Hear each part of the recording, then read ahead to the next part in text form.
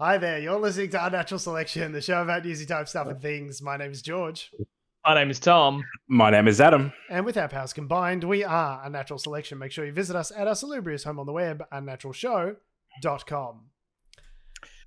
One day, and it may be a day soon, it may be a day in the future. What shitty thing are you about to say about my producing skills right now? Well, I was going to provide some innuendo that perhaps after over 10 years doing a podcast, or into our 11th year, whatever we are now, I've lost track. So was the audience, that maybe we should have a technique and procedure to start the show in terms of what buttons to click. And I know I'm saying this from my living room. It's like 20 Ks away from your living room. We're doing all this remotely. It's literally all on you, and I probably shouldn't be backing you out for doing that. And my response to this hypothesized thing that you're about to say would have been, why don't you fucking do it yourself, Adam? For example. Fine. I'm glad we didn't have to have that conversation, because none of that happened. None of it happened. None of it was all very good. How are we going, guys? What's cracking? Peachy keen. You know, I'm really enjoying this last season of America. I don't think the spin-off series, Biden, really looks like it's worth watching. He's too dull. The main character hasn't got any dramatic. Yeah. Like, you look at the screen, there's no screen presence, there's no vocal work. He's terrible. I don't know. Just that doesn't. It's like when they did Joey, just wasn't the same. Mm-hmm. Exactly right. You know, he hasn't got. You know, it's kind of a real sort of Breaking Bad situation. He's not an anti-hero. He's just kind of a boring hero, and maybe that's what the world needs right now. But it certainly doesn't make for compelling television. 3 out of 10 would not recommend. But the main stuff, the main show, season finale of America, which feels like it's been going forever now. It just keeps getting better. Do you know what I mean? It just keeps getting renewed. Yes. So many times over the last few years, it's been like, this is it. This is the end of the show. We're getting cancelled. It's done. And then they get picked up for another season, and they just have to keep outdoing it themselves. Then there was that time Netflix up. bought the rights, then produced a whole new 2 seasons. And I was we didn't necessarily need that, but it's compelling viewing. I really just think, you know, sometimes you got to go out on a high. You know, you got to recognize that, we've had 6 seasons. It's been a good run. People have had their fun. Now it's time to just pack it in and go home before things fall apart too much. You know, they're really pushing the crescendo with this one. It's losing its grip on believability now. I think it's a bit much. Let's impeach the president for a second time. It's never happened before. This is a boring storyline. We've already been through this one. You know what I mean? So you might have noticed that Donald John Trump has become the first president in history to have been impeached twice successfully. Be impeached more times than he's been elected. Yes. Yeah. It's quite the repudiation. So I'm reading this book by Nick Bryant at the moment called When America Stopped Being Great. And it's a good read for anyone who's really interested in American presidential politics. It sort of goes back to Reagan and sort of how he set the stage for a kind of leadership that was all style, no substance. And talk about Reagan was great. He was a great actor. Sure, when Nancy was, moving his mouth, Reagan was great. Great. Talking into his ear. I'm interested when. What's the year, according to this writer? What's the year that America stopped being great? Because I reckon it'll be a contentious point. It's so funny because my brother-in-law said the same thing, because I got the book for Christmas as a gift. And he's like, so what year? What are they going to say? I'm like, it's not the point. It's it's clearly one of those titles that's been suggested by a sub-editor because it trends well on keywords, but is really nothing about what the book is actually about. I don't know. It'd just be funny if it's 1933 or something, and it's pre-civil rights. Pre-civil rights is when it stopped being great. Oh, okay, awesome. But slavery was fine then. It was that was all fine. America was great while it was doing all that. Clearly, they're no, that's not the point. It's really not about that at all. It's about a history of sort of modern day presidential politics and how we got to this stage with Trump.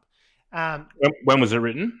So recently, in the last year or so, I think. Okay. So and absolute banger of a book. But something which I saw just recently, which I sent a screenshot to you guys this week, was that they were talking about the impeachment of, I'm up to the impeachment of Bill Clinton in the Monica Lewinsky scandal. Well, what was called at the time the Monica Lewinsky scandal, but really should have been the Bill Clinton getting his dick sucked scandal. Or the Bill Clinton perjuring himself scandal. The Bill Clinton, what, sorry? The Bill Clinton perjuring himself scandal. Yeah, like, Monica what Lewinsky impeached him for. Did nothing wrong. Like, yeah, it's kind of like morally dubious to have sex with someone else's husband, but like the scandal wasn't Lewinsky, the scandal was Clinton and his behavior. Anyway, but like all casual misogyny aside, one of the things I noticed in the book is that 30 House Democrats participated in the conviction, or not the conviction, the impeachment of Bill Clinton. Now, this time around with the impeachment of Donald Trump, only 10 House Republicans decided to side with the Democrats in this impeachment. So I was like, hang on. So you're telling me Democrats are like, this guy got his dick sucked. 30 of them are like, yeah, we're going to vote for the other side. Donald Trump literally incites an armed insurrection and like a failed coup attempt against the Capitol. And only 10 Republicans are like, yeah, I'll see what the other side has to say. Like, yeah, that's pretty bad. George. He hasn't incited. That's all it took for 5% of the Republican caucus to find their spines was an armed murderous mob coming after them specifically, incited by the president. That's all it took. Oh. Well, according to Mr. Trump, he condones. He doesn't condone, rather. Does not condone in any way the violence. See, you're confused, Adam. You, much like the violent crowd, got very confused. Yes, see, Adam, you were clearly reading the subtext, not the actual text of what he said. It's very hard when there's these hostage videos of someone holding a gun to Donald Trump's head saying you have to read the teleprompter to actually believe what he's... There's a bucket of KFC chicken behind just the person being like, you can have this when you say this. Did you get the popcorn chicken? Because it's my favorite with the popcorn chicken. We got the popcorn chicken and the barbecue sauce. Because I'm not going on TV if there's no. Do we have any barbecue sauce? Do we have any? Okay, we'll get you some barbecue sauce. We'll get it for you. Well, look, I got all the time in the world. I'm happy to wait until we got barbecue sauce. Okay, there's no point otherwise. Jenny, do you have any? Okay, we found some barbecue sauce. Okay, let's do it.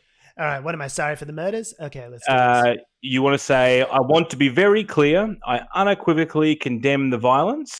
That doesn't sound like me. No, but you just say it. Condemn the whatnots. But I don't do that. No, but say it. Yeah, you don't have to mean it, Donald. You just fucking say it. You just say you condemn the violence. That's not true. My God. So he said, I want to be very clear. It's just an absolute, like, what's the worst class of hurricane? Category 5. He's just a Category 5 shithead. Like, just DEFCON 1 piece of shit, isn't he? He just, like, cannot bring himself. When he's talking about white supremacists and these kinds of things, saying there's very good people on both sides, he's very animated, he's very excited about all these talking points, whatever. Oh, but when he's saying to condemn the violence and saying, "Oh, well, I don't support white supremacy, stand down," he's just like, it's like he's taking his 5th grade fucking English exam. It's just like, condemn the violence, I guess. Like, yeah, he's just bored. Oh my God. And I know but I've been calling them hostage statements for years at this point because it's so clear when he means something, i.e. the terrible things, and when he doesn't mean something. The things that his lawyer has said, you need to say this to avoid going to jail, you fucking moron. Like, the best part about this article is that it then says, literally after the paragraph where he says, I absolutely condemn the violence, the president, who later referred those involved in the riots as very special. It's like, we love you, and that he very special. Them. The juxtaposition is incredible. Speaking of his lawyer, actually, Rudy Giuliani, this week, there were rumors around the fact that whether or not Rudy's spending too much, basically. Rudy! And Donald's getting a bit cranky and isolated, obviously, and is telling aides not to pay Rudy and Rudy's staff. Apparently, it's a big falling out, but I mean, it's basically a Meghan Markle. This is what he does. He doesn't pay contractors. He doesn't pay his fucking cement contractors when he was in real estate in New York, and he doesn't pay the fucking contractors that are keeping him out of jail, being Rudy Giuliani and his shitbag cadre of lawyers. Like, this is exactly what he does.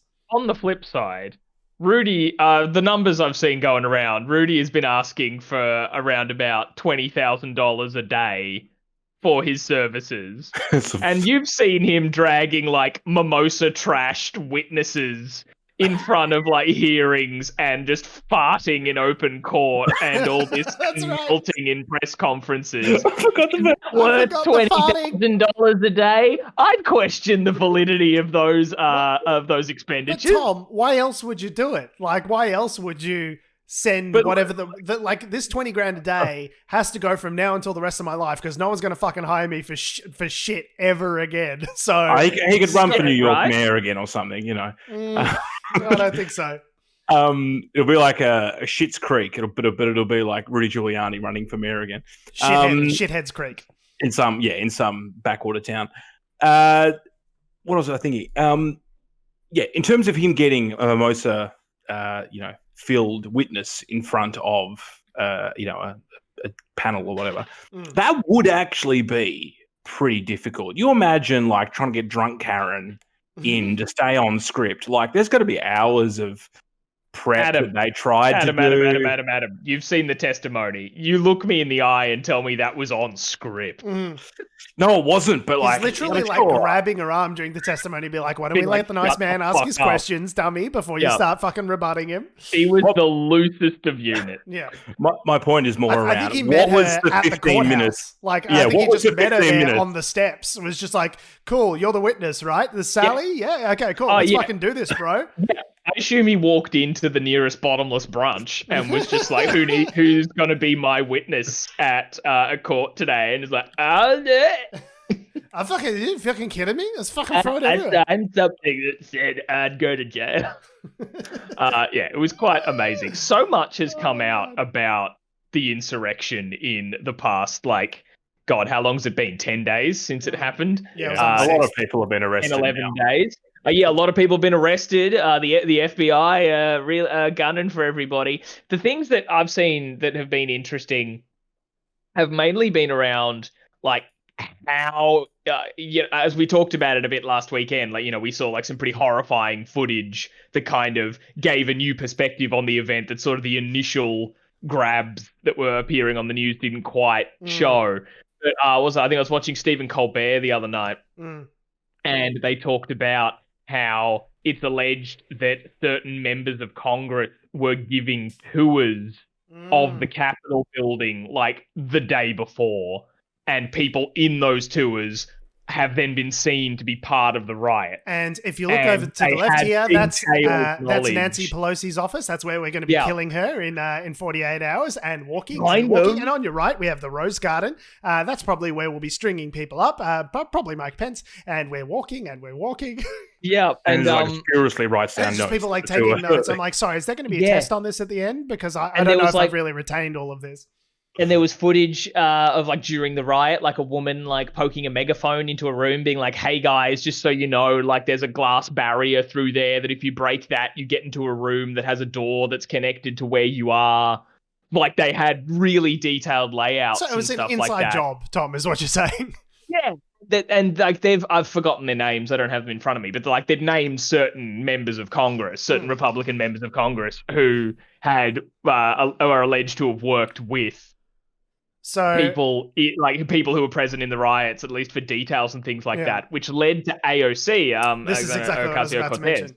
Yeah, she did a video the other day just talking about her experience on the actual day, and then obviously just follow-ups on how fucked this all is, and that, people need to be held accountable. But the idea that she did not feel safe in the safe room that they take them to because other members of Congress were there who were Republicans, who she said that, they could just tweet my location and their followers would get it and they'll come find me. And there was a Republican senator who was, I think she was part of the newest group that had been admitted. And she was like live tweeting. They were being evacuated. Speaker Pelosi's location. Like she's been evacuated off the floor and that sort of, like, essentially for anyone who's following live on Twitter, giving away where Speaker Pelosi's location is. Is that stupidity or some sort of... Is it stupidity, or is she sort of giving a bit of a dog whistle to say, hey, this is where she is, go murder her? I don't know. Yeah. And kind of like, this is where she isn't, at the moment, Either- and you knowing the layout of the building. Either you are, as that woman, you are fantastically stupid. Like, But or, did she get there's another something 3,000 nefarious. followers from it? So, I mean, It's all about it's the great for follows. SEO. You know what I mean? Like, That's It is true. all about the followers, as a lot of the commentators have noticed. Like, since Twitter started cracking down on A, the president, and then B, Nazi accounts, so many right-wing commentators have noticed they're losing tens of thousands of followers. Now, call me crazy, but it's almost like those two facts are connected. It's almost like tens of thousands of your followers are Nazis. Yeah, they said they thought they were being shadow banned. They're like, oh, see, this is just, far left big tech trying to shut us down. And they're like, no, we just shut down the Nazi accounts, which means lots of your followers were Nazis. And so maybe then you should think about what is it about yourself and your rhetoric that greatly appeals to what are they? Nazis. Yeah, Nazis. John Oliver didn't lose any follows. Weirdly enough, you know what I mean? Like, so weird. It's the weirdest thing. So weird. So the article that we've got in this rundown is that online misinformation about election fraud plunged 73% after several social media sites suspended Donald Trump and his allies last week. Because what the sort of key finding of this Washington Post article is, and it's actually called "Misinformation Dropped Dramatically the Week After Twitter Banned Trump." If you want to look it up, I'd suggest it's definitely worth a read. But essentially what it talks about is the amplification effect of having a key figure like Donald Trump being someone that really spurs this misinformation forward. It's not necessarily that all of these people, like 70, whatever it was, tens of thousands of accounts were necessarily shut off, which was what stopped the misinformation from spreading. But it's the vast majority of the misinformation is spread by a bunch of key actors, one of whom happens to be the current president of the United States. So once you cut off the head of the snake, that massive initial point of amplification means that the rest of it doesn't spread through the news sort of ecosphere anywhere near as much. So so as you say, online misinformation about election fraud plunged by 73% after social media sites suspended Donald Trump and key allies, from research from Signal Labs has found. So they were sort of measuring it in terms of mentions, I guess. So you're searching by keywords and various things like that. So dropping from 2.5 million mentions to 688,000 mentions in about a week. So it's had a really substantial effect on the atmosphere and what's happening and what's going around, what's getting promoted. But also it means that I think the really key part of this is that you're not going to attract new people into this information sphere as a result. So even if you've got all the right-wing sociopaths that want to go to Gab or Parler or any of these right-wing sort of extremist versions of Twitter, which are shit to use, you might be able to have your community there, but attracting mum and, dad and 68-year-old guy who watches Fox News, who gets sucked in via YouTube algorithm recommendations and things like that, you're just not going to find these people anymore. So the Nazis can talk to each other, but they're not going to be able to find new sources of recruitment, and that's really going to slow them down. These communities will then atrophy if they're just speaking to one another over a period of time. And it's like siloing all of these individuals is actually really fucking great for democracy. Well, it's good and bad, because sometimes when you silo things off, they can sort of go and have a life of their own and get more, and they go further and further down the rabbit hole. But they were already doing that. They were already, G'ing each other up and going further and further down the rabbit hole. The feds know where these places are. They're monitoring Gab and Parler and all these sort of right-wing extremist shit posters. So it's not as though this is happening in total obscurity. The real danger is when they start descending into like chats. So if you're on Telegram or, like a literal Telegram? No, there's a service called Telegram, which is like an encrypted messaging app. So when they start disappearing into chats, that's when you need to really be worried, because there's no way of monitoring that without being a part of the group, and they've got their own sort of coding and language, and so and G'ing themselves up, or even like planning attacks in those sorts of forums. You really don't have any way of getting in there without like more sort of active infiltration. which is hard to do. We'll see how that goes, because there's something like 20,000 National Guard troops in the capital for the inauguration in 3 days. And there are apparently, the FBI said there are apparently armed protests. Well, I don't know how you can have an armed protest. Like, that doesn't really, like, what is an armed protest? Anyway, there's 50 of those. Isn't that just like a riot? Isn't that a riot? Armed protest?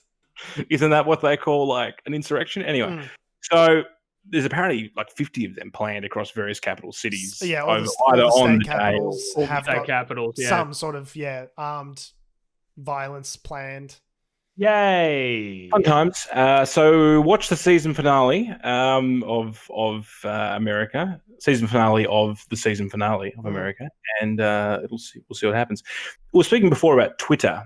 And how they banned Donald Trump's account. There's an interesting article that you shared, George, from the New York Times about the insides of the decision to do that from Twitter. And it wasn't as straightforward, I think, as what some people made it out to be. I think, reading this, Jack Dorsey, the chief executive, he wasn't necessarily so keen on it. So Jack Dorsey has, I think, a very extremist perspective on freedom of speech, which is that, his publicly stated position is that as long as it's not breaking the law, then it should be allowed to happen on the platform, sort of thing. Now, legally, that's kind of hard to enforce because a lot of stuff happens that is within the law that is still extremely morally objectionable.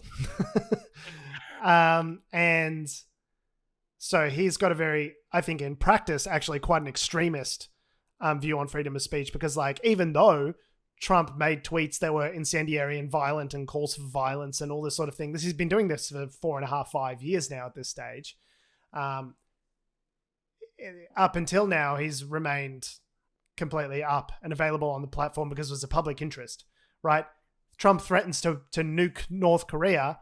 That's public interest. So even though it fails to meet our terms and conditions, our standards, we're still going to keep him up on the platform because it's newsworthy, because the president did it. So up until now, he's had a completely free pass. And then in the last week, essentially, it kind of seems like a bit of a coup happening within Twitter, is that all of the chief... the sort of the C-suite in his absence, Jack Dorsey was off in, French Polynesia or something, being a fucking billionaire. Some party island. Yeah, some fuck island, Jeffrey Epstein's second island. Who knows where the fuck he was? No, I don't. French Polynesia. Polynesia. That's a pretty expensive and nice place to go. It's supposed to tell you. You remember that there's a global pandemic on and no one's left their house, but apparently for the billionaire class, you can still go to fucking French Polynesia and do whatever the fuck you want because you're a billionaire. He was off in French Polynesia, and the chief executive, the executive team were like, hey, this might turn into a situation which ruins democracy, so we're going to take Trump off of Twitter. And apparently Jack Dorsey is a bit fucking salty about it. Apparently he's not really on board with the whole let's try and preserve democracy over the ideal of freedom of speech. His Twitter, or his tweet after they actually banned it. So that obviously they suspended it for 24 hours. They monitored what he said, and then they banned him. He then said, "I do not celebrate." They banned him because he kept going, because he kept, saying incendiary things which were potentially fueling violence. And Twitter's like written a whole missive as to like reasoning why this is why they've done it, sort of thing. Like, it's not without justification. Dorsey said, "I do not celebrate or feel pride in having to ban @real Donald Trump from Twitter or how we got here. After a clear warning, we'd take this action. We made the decision with the best information we had based on threats to physical safety, both on and off Twitter."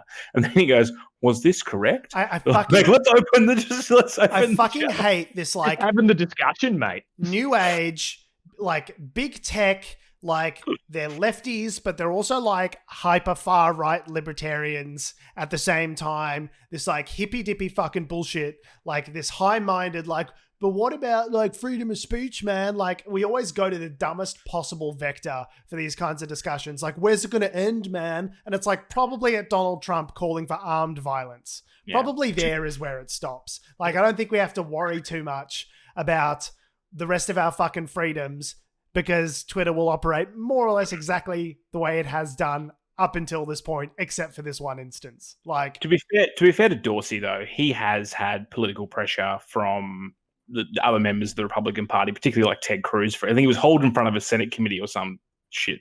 Ted Cruz basically laid into him. Heaven forbid if Ted Cruz doesn't agree with you. What? If Ted Cruz doesn't agree with you, it means you're probably doing the right fucking thing, in my opinion. But yeah, basically Ted Cruz laid into him about the previous blockages of tweets that Trump had put out. Not blockages. They just tagged them with misinformation. They didn't block them. They just apparently that's censorship. Right, just linking to correct advice on a bullshit tweet is now censorship. So yeah, that's been, I guess, the inside goss at Twitter. What do you guys think? Do you think? I mean, I hate for it for our podcast to also devolve into a discussion about freedom of speech, but like my opinion has always been that freedom of speech is not freedom from consequences. Freedom of speech means you don't get prosecuted by the law for saying what it is that you want to do. But some speech is illegal. Saying, the famous example, saying fire in a crowded theater, inciting violence, doing these things and I think you could... Talking about bombs in an airport, it's not exactly kosher. Those are forms of speech that are not protected under the American legislation. Yeah. And I think I watched a Legal Eagle video about this where he talked about, does Trump's speech meet the legal definition of a crime of like incitement to violence? And the answer is, there's a case to be made there, but probably not. But like, if you're just looking at the exact words that he said, he didn't say go to the Capitol and murder everyone. He talks like a mobster does. It's a nice Capitol, but ashamed if something happens. It's all innuendo and dog whistling. But if you look at it in the context of what he did during the day, the viewing party that they had, the excitement that he had about the violence and mayhem that was caused and all these sorts of things. You may not have like a precise legal case for a crime, but you certainly have a moral case for impeachment, which is this guy's completely fucking unfit and tried to overthrow the Republic and failed. He's certainly not making any efforts to, while he may not be necessarily exactly calling for it letter by letter, he's not making any efforts to protect the Constitution and protect... And he had opportunities to stop it and refused to do so. So, yeah while it doesn't meet maybe it could be argued whether or not it meets the legal, definition of inciting violence, I don't think that's necessary for you to then impeach him for high crimes and misdemeanors.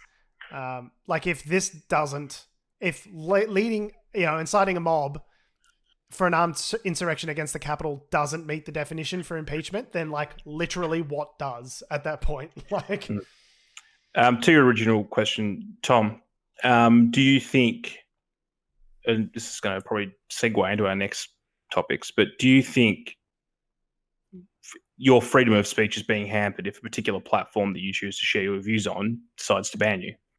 Like if is Twitter censoring various tweets or, being selective about it, is that censorship, and does that make them a publisher as opposed to a platform? Yeah. Oh, the publisher and platform discussion is even is far more complicated. But no, I share a similar opinion to George there of that. Like freedom of speech is as a definition is that you're not free from consequences. You're just free from persecution in terms of a legal sense. Like you can't just be carted off and thrown in jail for your opinion outside of certain speech that's illegal. So yeah, and a platform like Twitter and all that sort of stuff with terms of use and all that sort of jazz is well within its right to ban people who breach those terms. Like those are sort of the terms we all agree with, but that's not your freedom of speech being violated, like not by the general definition of what the right to free speech, quote unquote, is. The equivalent I've thought about it is like, well, what was before the internet? It was like people writing in letters to the editor of their local paper, and if the letter, shouting in the street. So I mean, no one's stopping you. You can go shout in the street if you want. There are weird Bible bashers that stand out the front of St. Paul's Cathedral doing that every day of the year, and they're fine. Go nuts. But like the example would be if you write a letter to your editor and you're trying to say that aliens exist or whatever, your editor at your local paper has the choice not to publish your shit. These are the If they same don't publish people. your shit, These are the same it's people, not by the way. censorship. They're just editing. Like it's you've made the choice to go to that platform. If they don't want to publish it, that's on you. These are the same people that will make the argument, and like totally without irony, that like you shouldn't have to bake a cake for a gay wedding. You should be able to throw anyone out of your store without any consequences, no matter what the situation. Yep. And you say, okay, so that's a private business making a choice about who they want to serve or not. And you can disagree or agree with the justice of that. I think that's sort of morally repugnant, but whatever. Those same people are then saying, but it's not Twitter's right, which is also a private company, to say who can be or not be on their platform. Like, I you rather still have like access to speech, because he still did. He recorded a video, my fellow Americans, please don't put me in jail. Like, you can still talk to the news media. You still have all these other ways of getting your message out. You're not restricted just because you can't tweet anymore. You know, you're the president of the United States. There's plenty of channels for you to get your message out there if you want. You just can no longer You can literally do a national broadcast at a drop of a hat. Now, maybe he doesn't know. Maybe he's too fucking stupid to know this. He could literally get on TV and say, hey, I'm talking to all of TV tonight.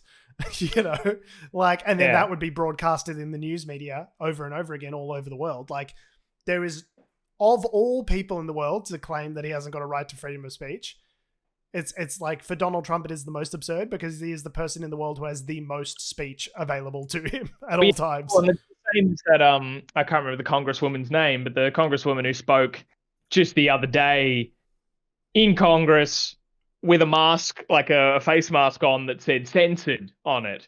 Yeah, on TV. But she's on TV, on the floor of Congress, at the microphone. You could not be any less censored. Like, you know, you have the floor in one of the highest offices of Western democracy right now. Yeah. The irony is, it's rich. It's entirely lost on them. Completely. Yeah, entirely lost on them. Now, I'm going to do a bit of a pivot here, just to keep things moving. But Tom, noticing the nice sleeve there, mate. You've got a nice sleeve. Yeah. It looks like you've got some tats there or something. Tats. Just many tats here, just as a general, it was a whim decision, because 2021 has been deemed the year of the Sea Shanty. Okay. Thanks to the lovely people over at TikTok. So we're just retreating. We're going full fantasy at this stage. We're just completely disconnecting from reality. Hang on. So when you say sea shanty, do you mean like a shanty that is near the sea? That's like a little rundown hat. No, like songs that, like, you know, that in the golden age of piracy, they sang on their journeys, whaling and taking gold and stuff. Right. Keep morale up, you know, those fun little bops. We're going to focus on the taking gold and not on the horrendous rapes and slavery part. Yeah, and all the pillaging, and we all know what pirates did. So anyway, so sea shanties, they're trending on TikTok, and what are they? Well, they're just these fun, awesome songs. I can play one of them for you if you like. Please do. What's great, because a little context here. There's a cool like feature you can do on TikTok. Where you can layer yourself over other people's videos. So I can't remember the original user. Some guy must have uploaded just singing a sea shanty that he liked. And other people who are also quite talented singers have then started layering their own vocal tracks. And it's just turned into this cool harmonizing trend. So my favorite example is this one we can play here, just so people get an idea. And I apologize in advance to anyone who gets it stuck in their head. I love it, but yeah, you'll be humming this for like the rest of the week. Like the song that never ends, it just keeps going. It goes on and on, my friend. I think it can go on and on, but just give this a whirl. These people are so talented. But put to sea, the name of the ship was a belly of tea. The winds blew up her bow, up down below, my belly boys blow. Soon may the weatherman come to bring us sugar and tea and rum. One day when the tonguing is done, we'll take our leave and go. She had not been 2 weeks from shore when down on her a right whale bore. The captain called all hands and swore he'd take that whale in tow. Soon may the weatherman come to bring us No? sugar and tea and rum. No. One That's day fine. when the tonguing is All done, right. we'll take our leave and You've got to. before the No? You've got- It no. actually does I don't- explain why Elon Musk was tweeting about sea shanties the other day, and I was like, Everyone is. What It's the great. fuck is All happening right through now? my timeline, people are all like, "Oh, have you So- heard the one called like Spanish ladies?" And they're just learning all these sea shanties. It's The richest, best. the man who is now the richest man in the world, is tweeting a lot about sea shanties, and I have 0% of an understanding as to why. So, okay. So on one end, we've got TikTok. Obviously, everyone's focusing on everyone's attention is Everyone's on the just right having a great stuff. time. Everyone's like, Yeah. this is fun. Cool. So over Like, here, it's a fun tune, some cool lyrics. I like sugar and tea and rum, and let's just, let's bring back the good old days where a bunch of mates would sit around and let's all just have a bit of a sing-song. Like, yeah, it's a great time. over here, Mm. sea shanties, Everyone's TikTok, having fun. and then over here at the same time, Mm. fall of Western democracy. Mm. So, Hey, I mean, are we focusing on the right things? Yeah, today we've It's broken time the. before Inauguration Day, Adam. We got to fill those hours somehow. There's the United States has reached the unenviable position of regularly hitting more than 3,500 coronavirus deaths a day. I and saw they passed 400,000 total recently. 200,000 new cases on daily. Jesus. So, and sea shanties, these are both of equal importance, and you should keep them in the same place in your mind. It's not that they're both of equal importance. It's just like, oh my God, like, okay, someone's found a glimmer of fun in this shit-ass time.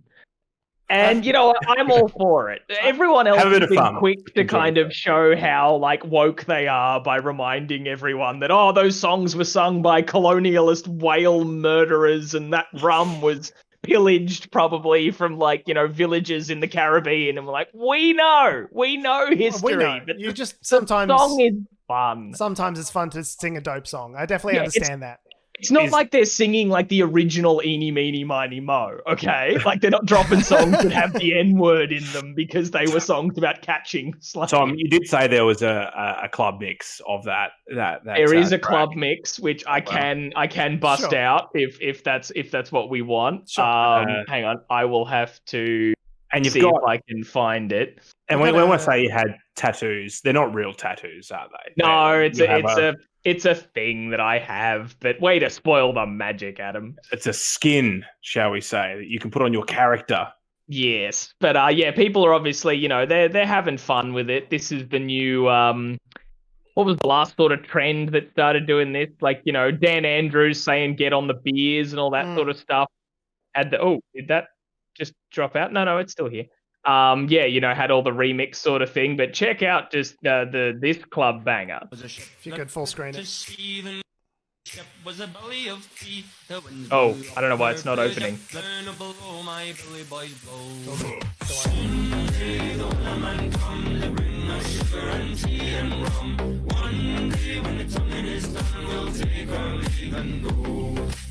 Now, Look, I could get behind that.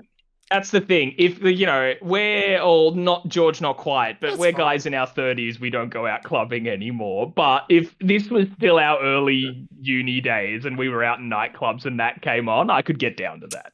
Even in I don't my know if you early- could pay me to go to a nightclub at this point. Exactly. No, nightclubs are awful. The only reason we went to them when we were younger is because, that's where young people went. So if you wanted to do anything with other people your age, we all went to those loud, dark, sticky rooms where no one had any fun. I love that you If say you said you people. actually enjoyed clubs, you're a filthy liar. I love that you say I- people when what you meant was human females. That we went there because human females were there and we wanted to be near to human females. And I didn't Depends even on the enjoy club and depends on your preferences, but Sure, yes, for essentially, us. people you might want to have sex with will also be in these establishments, whatever those preferences may be. You're Sure. right. Yeah, I was speaking specifically about us. I could be wrong. You guys, you might have pasts that I'm unaware of, but It was a weird time. I my didn't 20s, even enjoy those places at the time. I remember being like, oh, we have to go out. Like, this is the biggest, us three hanging out doing this podcast on a weekly basis is generally the most people I hang out with at any given time, any of the time now. And I'm very okay with that. More than this is like socially exhausting. No, I just found the clubs were He's only married. like He got old. The only I think the only times nights like those that I'd say, well, oh, that was so much fun and I enjoyed it, was I was pretty blind while we were there. Like at that perfect balance of inebriated yet still with energy that you're just having a wild time, and everything about it that makes it the most uncomfortable experience ever just doesn't seem to matter. I think if we want anything from all this, let people have their own. Everyone's got their own idea of fun. Everyone's got their own idea of fun. As long as you're not hurting anybody. Yep, go nuts. Don't incite a riot, but try not to. TikTok, if trying to overthrow the largest democracy in the world is your kind of fun, no, I am going to yuck that yum, and fuck that. A friend of the show, Tom, is writing in saying, "Let them eat cake." I'm not sure exactly what that's in reference to. Cake, they can eat it. Now that we've had our fun, that's it. No more fun. Yeah, that's it. The tats come off. But the question for 2021, Adam, is what is cake? As we found out from the internet, cake could be just about anything. Cake could be my chest hair. I don't know. Saw a video that I thought it was a real dog, and turns out it was cake. Yeah, this lady cut it in half. I really freaked out for a second. George, what if you're cake? What if you've been cake the entire time? It's like the last season of Battlestar Galactica. Turns out we're all fucking Cylons. Spoilers. Spoilers. Did you just spoil a show that's been over for a decade that I haven't seen? No, there's just a bunch of as it goes into season 4, they just picked maybe it was 4 or 5 characters, and they're just you guys are Cylons now, and you were the whole time. Let's see how that works. And it's no, that doesn't make any sense. I don't want to be though. That makes no sense whatsoever. Yeah. Well, maybe they're all Cylons in Hong Kong, because 180,000 civil servants have been told they have 4 weeks to sign a document pledging their loyalty and dedication to the city's mini-constitution and, importantly, the Chinese government. Now, would you describe that as a violation of their freedom of speech? If they are legally not allowed to say or do anything against the Chinese Communist Party, otherwise they will go to jail, that seems to me like a more applicable... violation of free speech. Yeah, yes, exactly. Yep, I'd agree with that. It's the very thing we were talking about before. It means if you are thrown in jail for saying something that someone else just doesn't like, that's a pretty big violation of your free speech. If I were to say, for example, I don't think Scott Morrison is a very good prime minister, and then the guy from Call of Duty Warzone comes in and says, right, we're going to the gulag, then that's a violation of your freedom of speech. That's how you know. The best part about it, I find, is that they gave them 4 weeks to sign it. It's take your time. Take your time. Just stew on it. Really think about it. We want to give you the perceived, even though you're legally obliged to do it. You have 4 weeks. You have to do it. Yeah. No, you have no choice in the matter. But take your time to do the thing that you definitely have to do. No pressure, but pressure. From mass protests and civil disobedience, a year and a half, 2 years ago, to now, welcome to communism. Do we think that the mass protests accelerated this course of action from the Chinese Communist Party? It's a question. Surely. Partly, perhaps, inadvertently. But by the same token, the other option is you let the slow decline just happen unabated. There's got to be a point somewhere in this trend line that you choose to take a stand. I remember we reported last year on a story where some of the Hong Kong lawmakers basically made that exact argument, where they're like, we know this is happening, so we may as well try and put up a last stand, last fight, because we know otherwise, we've already lost, sort of thing. So I think that's a compelling argument, but it's exactly the kind of incitement. Anytime you've got large crowds, which the Chinese government, through whatever people inside the crowd, they can then turn violent, or have violence against the crowd, which then turns them violent back against the police. Then you could sort of use all of that as a justification for sending tanks rolling in and sort of quashing it. So it's kind of a hard, you're damned if you do, you're damned if you don't, sort of thing, I feel like. On Wednesday, Hong Kong police arrested a lawyer and 10 others on suspicion of helping 12 Hong Kong activists try to flee the city. Oh, wow. And the Australian government has put out a statement along with Canada and a few other different countries, UK, US, condemning that. So we'll just wait and see what China bans next. So look, my money's probably on something like, I don't know, what do they like? Maybe like they've done wine. Maybe they'll do our beer next. Like maybe I thought you were going to say, what are they going to restrict within Hong Kong? And I was like, maybe dancing. It's going to become the town from Footloose. It's just like no fun. No, I was thinking, what are they going to hit Australia with? But speaking of Australia, Prime Minister Scott Morrison has been on holiday again this summer. Not That's learning fine. from last year, he's decided to do exactly the same thing. Nothing weird happens over the Australian summer. That seems like a safe time for an Australian leader to leave. There's certainly no regular recurring natural disaster that sweeps the nation around summertime, like a bunch of fires, for example. That seems like an excellent time for a fucking holiday and for the government to be asleep at the wheel. Certainly the fire danger this year isn't as bad as it was nationally last year. That being said, there are literal bushfires like north of and south of Perth, I think, at the moment, burning through half the state, but whatever. Western Australia have decided to become their own country, so we're just going to let them do that. It's a La Nina year, so Scott Morrison can take a holiday, basically. Is that what you're saying? Yeah. And so we're left, the Australian people are left to bear the brunt of our Deputy Prime Minister, who, because of the arrangement they have within the coalition, it's a coalition government, so there's the Liberals as the majority, and they have, to make up the numbers, the National Party. But of course, one of their hostage wishes or whatever, is that they get to have the Deputy Prime Minister. So it was Barnaby Joyce who, a couple of years ago, obviously Barnaby had his little affair, and now it's had his own Monica Lewinsky scandal. He did have his own Monica Lewinsky which scandal, we all agree should now be called the Clinton cocksucking scandal. Sure. Gender equity and fairness. Yeah. I mean, doesn't necessarily Bill Clinton scandal sort of applicable. All right. I thought Like, the you can throw cocksucking that gave in. it a flair. Yeah, the alliteration of Clinton cocksucking. It'll be tricky to get that into school textbooks. Yeah. I think you've got to we'll workshop it. We'll come back to that. Yeah. Less is more. Less is more. Anyway, so Michael McCormack is the current acting Prime Minister. He's the Deputy Prime Minister. He takes home, where's the salary? The Deputy Prime Minister's annual salary is $443,625 a year. And he gets a bonus when he's actually doing the job as the Prime Minister. That's nice. So he's, and you'd think, well, if he's now the Prime Minister while Scott Morrison's away, obviously he must be well qualified and is an outstanding individual who is well versed in public speaking. Paragon of human virtue. It just feels a bit off to me to give a financial incentive for the understudy to be in the role. You're just handing them a motivation to have him killed. Or just to sabotage him out of his job, right? I mean, beyond the avarice of complete power, sort of wanting to ascend to the position of, prime ministership in, anyway. But yeah, no, you certainly don't want to give them a financial bump as well. Yeah, it's kind of like, I don't know, that just feels off to me. But anyway, he's a fucking idiot. Well, if you hit your KPIs and you murder your boss, then you too could get paid as much as he does. Yeah. And his KPIs were probably something around doing a few more press conferences than he normally does. And you could tell he's not necessarily the best at them.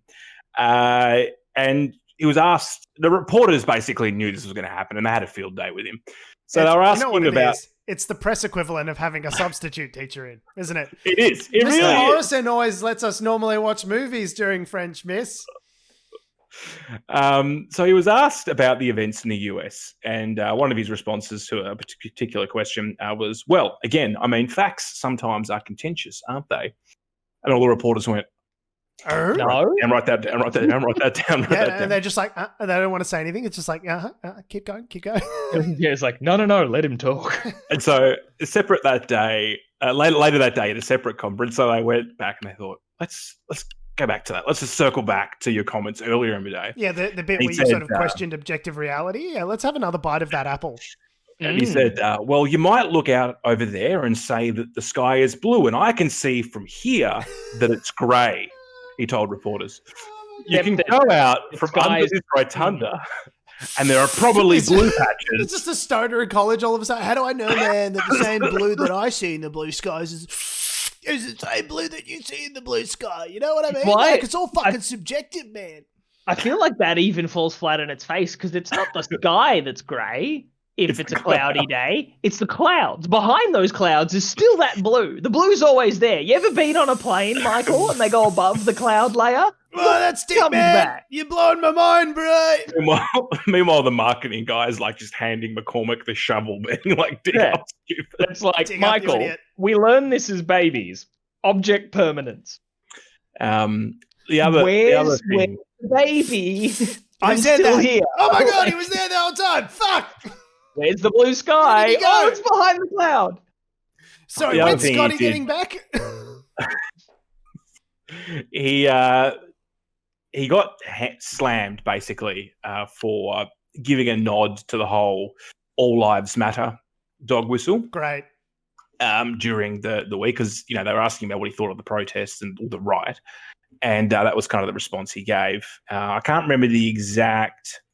I was gonna say, wait, did they just say, "What do you think about the insurrection in the States?" And he just immediately said, "All lives matter." Like no one mentioned Black Lives Matter, the movement at all. Like where did that come from? No, I think he referenced the actual quote isn't in this Guardian article, and probably it's a pretty partisan article to be fair, but. Probably an editorial or something, yeah. Yeah, the context was basically he said, "Oh, look," because he equated the violence in the US this week to the same as what I did last week, same sort of thing. That it's the same as the violence that occurred earlier in the year with the Black Lives Matter protests. So he essentially linked those two things together as that somehow they are the same thing. In that white nationalists turned up and started throwing punches, and then it turned into violence. I mean, yeah. So he got roasted for that. Turns out there is a little bit of a difference between people marching for equal treatment under the law and attempting a coup because Daddy didn't win the election. Yeah, there's a rather huge disparity between those two things. Pretty substantive difference between those two things, I reckon. I do it on this podcast to play devil's advocate and not to have it as just it's good to have debate. But the problem is that I disagree. I think we should be in furious agreement with each other at all times. Debate. He's the Prime Minister. He's the guy that's meant to be like taking the moral high ground, and no, he's just got no idea. Anyway, and then the last thing. Where did it go? Not the second last thing that he said this week was that he decided to jump on the whole dole bludgers bandwagon. So he's during a pandemic. Great. Peak timing, Michael.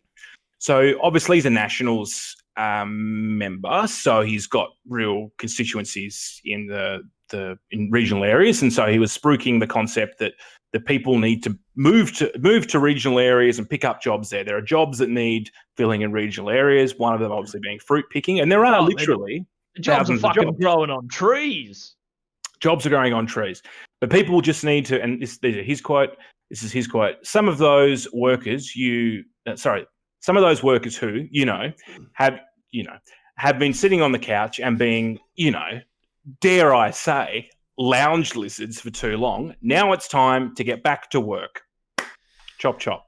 I mean, you got to love the argument from these conservatives saying, like, "Ish fucking dole bludgers, okay, having it fucking too good for too long." How much does he earn? $400,000 a year. Just too fucking good for too long. Sucking on the teat of the government. Who pays his checks? The government. Okay.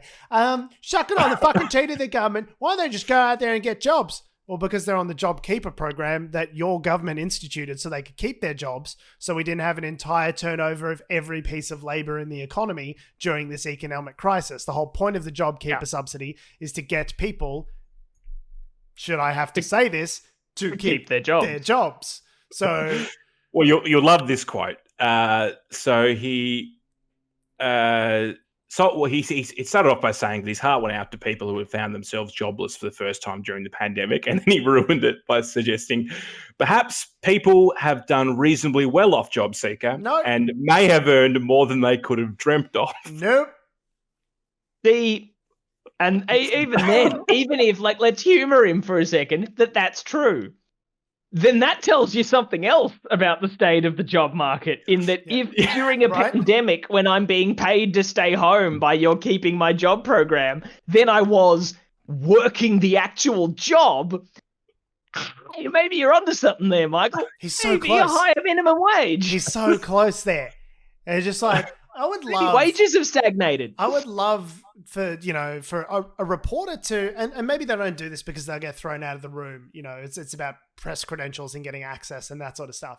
But I would love them to really challenge them on this sort of stuff and be like, okay, great. Well, seeing as they're making so much money, Michael McCormack, then you too should be happy to restrict your public salary, which is based on these people's dollars, to JobKeeper levels. And you can show us how easy it is to earn a constantly diminishing amount of money, supporting an entire family, as many people are doing. If it's so easy, then let's do it. We'll do it together, and we'll do a piece on you at the end of it and see how well you did, Michael, coming down from $400 and something thousand a year to, poverty levels, basically, or near poverty levels.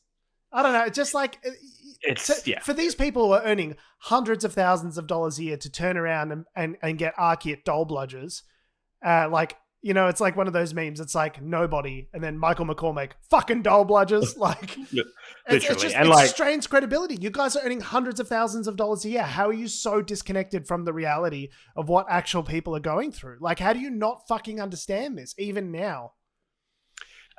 It's one of those things where, it's people don't realize it. Like, no one thinks about the deputy prime minister. Like, why would you think about deputy prime minister? If Scott Morrison dies tomorrow, he'll be prime minister for like a day until the Liberals elect a new leader, basically, and sworn in. But that, by the same token, the Nationals still hold a lot of power in the coalition. Without the Nationals, the Liberals would not have a majority government. Sure. So it's these kind of people that are still influential in forming government policy. And while McCormack is probably, all his press conferences are literal train wrecks, and you could argue that some of that's just him like riffing and like, I'm just trying to think of words to say. I mean, if they're the words that he's thinking to say, then what does that tell you about his sense of his unconscious bias? You know what I mean? Anyway, so last thing on Michael McCormack, and it's to do with, believe it or not, the big issue this week in Australian news, despite the fall of Western democracy and the war in Azerbaijan and all this kind of stuff. Anyway, sorry, but before you move on there, I just wanted to. There was a segment in this article that I just want to read out because I think it makes a really good point. Allowing the JobSeeker payment to revert to $40 a day at the end of March, as it is scheduled to, will condemn people to poverty. That's going to bring certain people back below the poverty line. Peter Davidson, the principal advisor to ACOS, asks if that wasn't enough for people to put food on the table and keep a roof overhead in March, when the government introduced the coronavirus supplement, why is that acceptable now? And like, it's a perfect argument because for most people, their circumstances haven't changed. If they're still not able to go to work, how are they just all like, why would you all of a sudden now be able to survive on less money, survive on $40 a day when this deputy prime minister earns $1,215 a day, which is more than these people are going to find, get in a month under the supplement? Like, I don't think he thinks about that. He's got the concept in his brain is, well, there's jobs in regional cities, so someone from inner Sydney, Melbourne should be able to just move into state. Me, with my wife and my kid, will just uproot our entire lives and go where there is a single job for several months of the year. And that makes perfect sense. Yeah. That also several people are probably wanting to get. And that the minimum wage, that the wage for is... I'm just going to leave all my support networks and go where there is labour availability in this one part of the market, nowhere near me, for a fixed amount of time. And also, not to mention all the stories like the ABC, I think, ran just an interesting article of just talking to people who have gone and done sort of the more rural, like fruit picking or like assembling, packing, abused and sexually harassed, and well, this article wasn't talking about that stuff specifically, but yeah, that happens too. Was more like, someone who moved, I think it was in Tasmania, up to sort of more northern Tasmania to do stuff, was like, oh, well, me staying in a hostel to work cost more than what I was being paid. Right. Like, you're not you're hardly turning a profit. You're actually more like living at a loss to do it in certain instances. You know that these fucking politicians who talk about fruit picking as being a viable job have obviously never fucking picked fruit in their lives because it is grueling. It is like very hard, arduous work. Yeah. A lot of times they get paid by like the bushel They don't get paid by the hour. They get paid by how much they can deliver, which is contingent on them working extremely fast in very upsetting, like very hard conditions. Picking fruit is not a fucking easy job. It is very hard labor. That is why they set up the whole visa situation with backpackers, saying if you want to stay in Australia for another year, you need to go do fruit picking, because nobody wants to fucking do that work because it's horrendous, intolerable work. Yep. If you want to attract people to those jobs, free market people, here's an idea. Change Pay the them economic more. model. Pay them more, and then then the discomfort of coming to do such a shitty job will be outweighed by the more money. That's how the free market works. Yeah, but George, I don't want to pay $5 a kilo for my apples. I want to Well, make then your apples $3 can a rot on the kilo. fucking tree, Greg. I don't know what to tell you, bro. We got rid of slave labor a while ago for a fucking reason. Yeah, and even then, like, if it's the like people making the argument that it'll raise prices for like people like us, the end consumers here in the cities buying things. Maybe they should be raised, but B, you probably won't need to raise them that much, because as soon as you're giving like lower earning people more money, like newsflash, they spend more money. Yeah. So it's not like just I don't know. I saw someone put it really well. I think on Twitter, either today or yesterday, I can't remember, where someone was saying like, "Oh, business saying, oh, if you raise the minimum wage, we'll go out of business." It's like, oh, so you admit it then? You admit it that you rely on exploiting people for their work is how you survive. Yeah. The only way your business model makes sense is if it's subsidized by the government. Is that what you're saying? Because then you don't have a fucking business model. You've got a charity that's run, via 3 steps by the government. Like, infuriating. It's fun. When fun. the vast majority of spending in an economy, the American economy, it's 70%. 70% of all spending is consumer spending. If you have more consumers with dollars, it's not fucking hard. The more consumers that have dollars in their pocket that are over and above the amount, the base amount that they need to eat and shelter themselves and live and survive, if you got more dollars than that in those people's pockets, then they will spend those dollars and buy a bunch of dumb shit that they don't need because America. And therefore, anyway, I'll buy a bunch of shit I don't need. Sure. I want a graphics card. I need a graphics card. I need a graphics card. I'll buy a fucking graphics card. I love you said need. It's like, I don't need one. I want one. That's the point. Yeah. Yeah. Anyway, sorry, Adam was trying desperately to move the show along, and we got stuck in talking about Keynesian economics. Well, I'm just talking about important things about economics and minimum wage and the things that are important for people's survival. But you know what? Let's move on to what I assume is what Adam was bringing up as the most important news story in Australia at the moment. And I couldn't imagine. I couldn't agree more. I'm assuming you're about to bring up Joe. Joe is not Joe Biden. Joe Hockey? No, not Joe Hockey. It's Joe. Joe. We all know Joe. He's sweetened the hearts of the nation. He's captured the hearts and minds of the nation. Joe the Pigeon, of course, is who I'm talking about. I thought we were talking about Joe Latrilio from Brooklyn Nine-Nine. No. Joe the Pigeon. He's part of he's part of the local mafia racket. He's Joe the Pigeon. Like you don't want to, he carries messages everywhere. You want something delivered, you get Joe the Pigeon, right? No, it's a literal pigeon. It's Joe. Joe is called Joe. It's a pigeon that was called Joe by someone. Whether or not the pigeon's name is actually Joe, that remains a contentious subject. We've called him Joe. His friends call him. Oh. Indeed.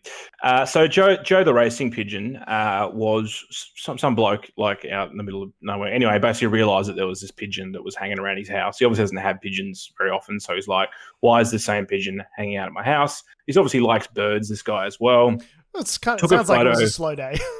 Slow day at I don't know where it is, but anyway, slow day in the office, and took a photo of the bird. Realised it had an ankle bracelet on. The bracelet pointed to a registry number. I looked it up in Australia. The bird wasn't on any known sort of bird racing didn't exist. Registry. Didn't exist. But then who was phoned? Indeed. Someone then said, well, why don't you check the overseas or the US databases? And it turns out he's a racing pigeon from the United States who went missing a couple of months ago on a race. Got blown off course or something, maybe jumped on a ship, and now is residing in Australia. Is this the new Finding Nemo sequel? What is this? Basically, is it a Disney film? What's happening? Well, it's getting a bit bleak for poor old Joe because Michael McCormack has basically said, either fly home or face the consequences. Actual quote from a press conference. Basically, we've solved all the problems, I guess. The vaccine rollout in the United States, that's all going perfectly fine. They said it was going to be 20 million people vaccinated by now. It turns out it's 2. So that's fine. All the other problems have been solved. And this is clearly the only important news story left. That's why. What scares me is that a journalist asked McCormack about this, and he then had to answer it. Well, my understanding is that there are actually some legitimate concerns for a bird to have travelled across those continents in terms of biosecurity and stuff for such an agricultural economy that parts of Australia are. So there is a legitimate concern that this bird got here. But the fact that, like, here I am in this press conference being like, Joe, I'm speaking directly to you. Leave, like, you know, you've got 24 hours to leave the country. It's a fucking bird, man. Listen, like, you know, this doesn't... You think you're so hot, okay? You think you're all that? I'm fucking onto you. You got some nice feathers you got there, Joe. Be a shame if something happened to him. So that's been the focus for the Australian news cycle is what's going to happen to poor Joe. And it's have you noticed my Trump voice and my mobster voice are exactly the same? I mean, it's not. I think that's by design from probably Trump's end. It's not accidental. I think. I mean, it's from New York, right? So sure. Go figure. But anyway, so that rounds out the Australian news this week. Don't worry about further import bans or. Well, there was talk about they were going to kill the pigeon. They were just going to they didn't want to risk any sort of biosecurity situation getting out into the wider community. Great. I hate pigeons. I think they're rodents. Why are we talking about this? I don't know. It just shows the media. Or just at all points, just revert to the dumbest common denominator on any subject. We've got to look for a point of difference. And we also, because I find it very funny though when people talk about there's a cute elephant at the zoo or whatever sorts of stories. People be like, this isn't important. This is just this isn't news. Slow news day, whatever. I feel they're also the same people who just talk about how fucking miserable the news is constantly. Of like, it's all just awful news. It makes me so depressed. I'm like, yeah. So when something silly happens, like, oh hey, we have a foreign incursion by a pigeon. It's like, that's good for a chuckle, but we shouldn't fucking be it's bad that it's all over morning news and they're just derailing discussions of everything else. But as a clickbaity article on whatever website this is on, Perth Now, sure, why not? I mean, Perth Now is a serious news site, Tom. I'll have you know, Perth Now is this is a quote breaking the hot takes from the Animal Justice Party. Quote, should the federal government allow Joe to live, I am happy to seek assurances that Joe is not a flight risk. It's like, this is fun. We're having fun in the news media. Meanwhile, JobSeeker drops to $40 a day and people die. Little people drop below the poverty line and die of starvation, become homeless. And we're all also, like, but lol about the fucking pigeon. Also, they asked, they asked the Victorian Health Minister about the pigeon. I'm like, why? Why'd you ask him about that? The news is supposed to be fucking depressing in the middle of a pandemic / economic crisis. That's it is supposed we should the whole point of it, and we can still make light of it. We still make jokes in amongst all of our stuff. Even when we're talking about armed insurrections, there's still a couple of lols to be had. I think there's at least one joke in there in the last hour and a half. There's been a joke in there somewhere. Has to be. I mean, we'll go back to the tape, but I'm sure there was probably a joke in there at some point. But there's a way of covering serious stuff in a way that's entertaining and interesting and funny that doesn't resort to... I feel like we always just go to the dumbest fucking possible vector of any particular issue. It's like, what does this mean for free speech? What does it... let's have a look at the fucking pigeon. Let's save the pigeon's life. It's like, or we could talk about serious issues in a funny way. And thank you for coming to my TED Talk. Great. Good. Clap. Audible clap. I don't know. Am I wrong? I feel like the media always gets talking about the dumbest shit here, and I think there is a formula that works for certain demographics, and they know that formula works, and they'll keep doing it because it's within their.